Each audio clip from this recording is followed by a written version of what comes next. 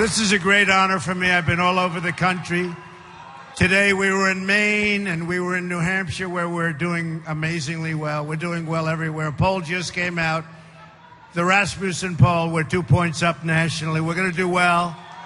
And I want to thank you so much for that welcome. Let me begin by expressing my gratitude to Shali. Great. Come here. Come. Great guy. Great guy. He's a good friend and a great guy. Thank you very much. Thanks. And your family is amazing. I want to thank you for putting together this incredible great guy.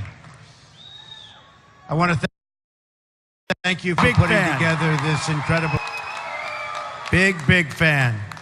Let me start by stating right up front that if I'm elected president, the Indian and Hindu community will have a true friend in the White House. That I can guarantee you, that I can tell you. I'm involved in two massive developments in India, you probably know. Very successful, wonderful partners, very beautiful. And I must say, I became involved because I have great confidence, and I have great confidence in India. Incredible people and an incredible country. So thank you very much. I was there 19 months ago and look forward to going back many times. Generations of Indian and Hindu Americans have strengthened our country and strengthened it like few people could ever even believe. Your values of hard work, education, and enterprise have truly enriched our nation, and we will be celebrating a Trump administration together. That I can tell you. Indian Americans have the highest rate of entrepreneurship and college graduation in our country. A Trump administration, that's pretty impressive, by the way. You don't hear that often, I will tell you. A Trump administration will massively lower taxes for our small businesses, eliminating job-killing regulations, and we will repeal and replace job-killing Obamacare, which is a disaster.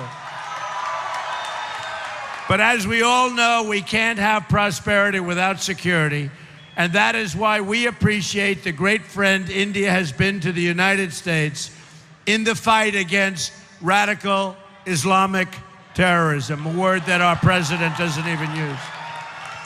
It's a word our president refuses to use. Hillary Clinton, as I call her, Crooked Hillary, does not use that term. India has seen firsthand the brutality of terrorism and cross-border violence, including the attacks in Mumbai. And I mean, look, Mumbai is a place that I love. It's a place that I understand. So for all of the people in Mumbai, the attack on Indian Parliament, absolutely outrageous and terrible. We will defeat radical Islamic terrorism. When I'm president, we will stand shoulder to shoulder with India in sharing intelligence and keeping our people safe mutually. This is so important in the age of ISIS, the barbaric threat Hillary Clinton has unleashed onto the entire world. India is key and a key strategic ally, and we don't want to even talk about it because there's nothing like the relationship that we will have. I look forward to deepening the diplomatic and military cooperation that is the shared interest of both countries. India is the world's largest democracy, an amazing statement, and is a natural ally of the United States. Under a Trump administration, we are going to become even better friends. In fact, I'll take the word even out because we are going to be best friends. There won't be any relationship more important to us. And I love when I see this over here because they're busting through the gates. They love us. We love you. There's a lot of love in this room. There's a lot of love. I look forward to working with Prime Minister Modi, who has been very energetic in reforming India's bureaucracy. Great man. I applaud him for doing so.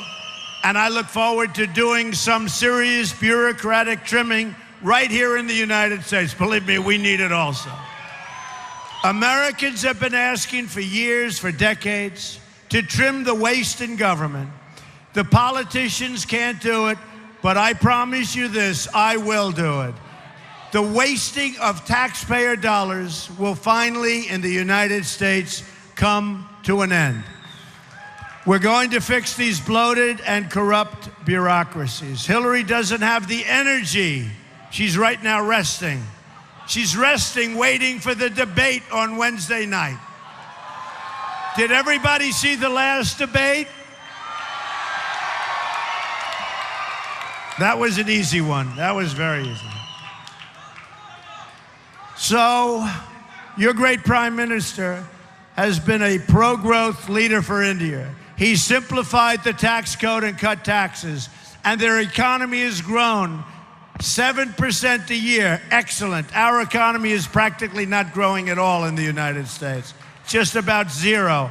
And with a very, very bad jobs report just this last Friday. We'll take care of that.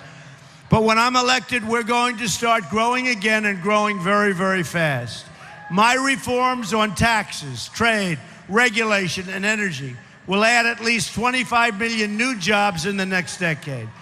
We will make America the greatest place in the world to invest, hire, grow, and to create new jobs, new technologies, and entire new industries. First, we will cut taxes for all working and middle-class households in America. We're going to go to 7, and you know what we had? We had 7 brackets. We're going to bring it down to 3 brackets, with low-income Americans paying no income tax at all. There will be a massive tax simplification. We waste over $9 billion a year in tax code compliance. That ends under a Trump administration. Business tax reform is at the center of our plan. We have the highest tax rates anywhere in the world, 35%, and we're going to bring that down to 15%, which will make us one of the lowest tax countries in the world. That's good. You like that. He likes that. That's good.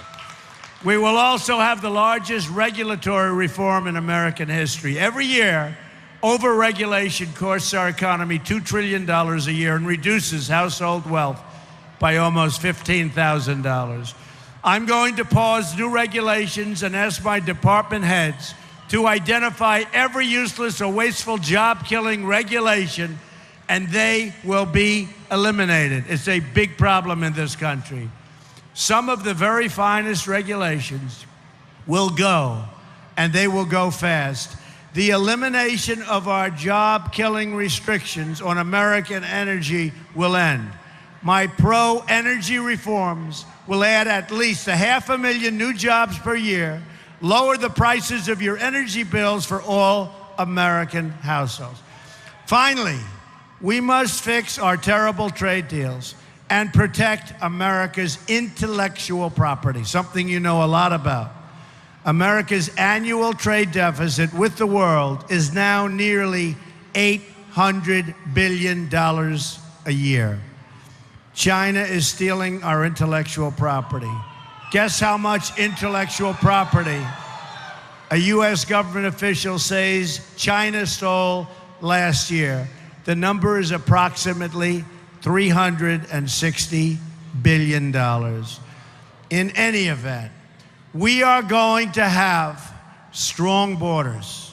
We are going to have strong walls. We're going to have a wall. We're going to stop drugs from pouring into our country. The wall will be built. Mexico will pay for the wall. We haven't quite explained it to them yet. They don't quite know it yet. We're going to end up having great relationships with China and Mexico, but we are going to have a great relationship with India. Our leaders do nothing about all of the problems caused and all of the crime. They don't do anything about it. We are going to have a great society again. We're going to have honesty in government. We are going to save our Second Amendment. We are going to do so many things toward education, including the elimination of Common Core so we can bring our education local. We have to do it local. When it comes to trade, we're going to negotiate and renegotiate trade deals. We're going to have new trade deals. We believe in free trade, we believe. But our trade deals for our country are not good, they're not fair, they're not appropriate. We're going to change that. So we're going to have great trade deals, but we will be able to trade and do tremendous business, I can tell you, with India. So just in summing up, we are going to have a phenomenal future together. America is going to be a country that people will once again respect. We will be wealthy again. We will be strong again. We will be powerful again and hopefully not have to use our power. But we will be powerful and we will be smart. Our military is depleted horribly. Our military will be fixed. We have great, great people. Our military will be, again, will be what America's military should be. America's military has to be strong, and America has to lead through strength. Lead through strength. We will produce jobs. We will bring back our great companies. They won't be leaving anymore, and lots of good things will happen. You know, when I started this campaign, it was very simple. I talked about strong borders. I talked about good trade. I talked about strong military. But I had a theme, and the theme was very simple, and the theme has resonated all over the world. And the theme is, just like on those hats, make America great again. And that's what we're going to do. I want to thank you all for being here. This is a great honor to have this kind of a crowd. Thank you very much, and thank you, sir. Great.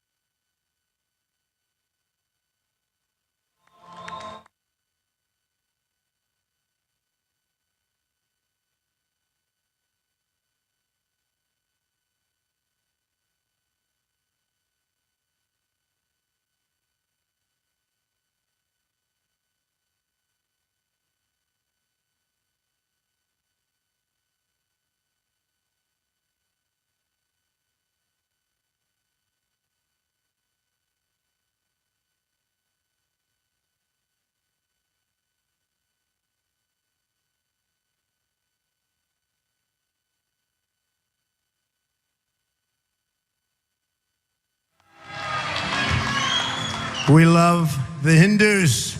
We love India. Thank you. Thank you, everybody.